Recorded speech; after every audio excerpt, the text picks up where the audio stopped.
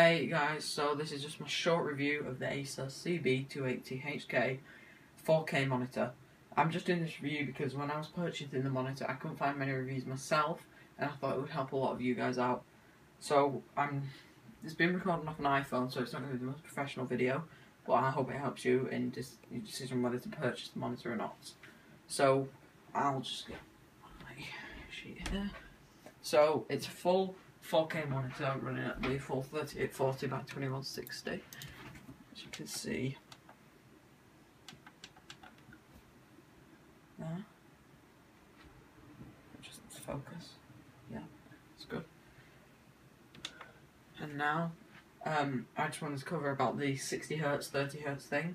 So the monitor has different outputs. I think it has DVI, HDMI and a DisplayPort 1.2. Now if you use HDMI cable, you would only get the 30Hz, and that's not a good thing for gaming, and it'll make everything look more, less smooth. So what you really want to be using is a DisplayPort. Now if you only have a mini DisplayPort on your graphics card, you can use a mini DisplayPort to DisplayPort cable like I'm using, and that just works as good, and I'm using full 60Hz. So yeah, DisplayPort 1.2 is the only thing that can provide 60Hz at 4K. Now, I read a review on Amazon saying that the monitor wasn't actually 60Hz, and it was sort of, telling it a lie. And I've just got a 60Hz checker up here. So if we go on it, you'll see that it becomes valid, and it is 60Hz, and I don't see any screen tearing or anything. So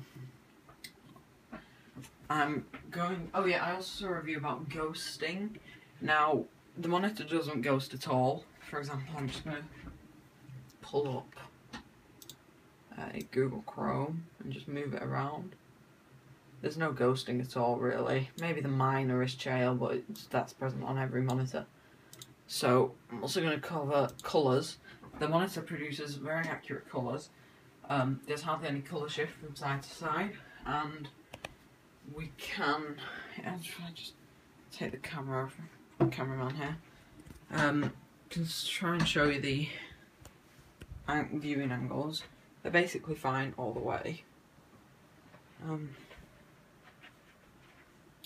So another thing I wanted to cover was the actual settings within the monitor. They allow you to change the colours with an inbuilt 6-axis hue and 6-axis saturate, as you can see here. You can change every colour. So 6-axis hue. There you go. You can see that. So I'm also the actual stand that the monitor is on is fully adjustable from a really low setting. Cameraman just takes it back. From a really low, it goes really low down. As you can see, it's only got a few centimeters off the desk, and then it goes extremely high to the desk. So I'll just take this back. The monitor's quite slim itself. Just move around. Sorry about the shakiness of the camera. Can't really help it. So it's not massively fat compared to most monitors, and it doesn't really matter anyway because the bottom of the stand protrudes out further than the thickness of the monitor, so I don't think there's much there. One other thing I wanted to cover was the scaling. With it being a 4K monitor, if you're moving up from 1080p and everything, well, as soon as you turn the computer on, you'll notice that everything's much smaller, and that is because of the scaling. Now, Windows has an inbuilt scaler that comes set at default 150. That'll look small to you, that'll look small to me, but I think it'll be beneficial to run it at a smaller scale because you get the most out of your 4K monitors. You've got more real estate to work with, and that's what I prefer. But if everything's too small and you're squinting, then I'd recommend 150 to 200. So not much else to cover. I guess the only real sort of downside of the monitor are these buttons that you can't really see.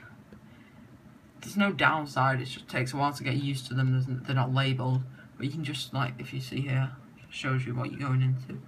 So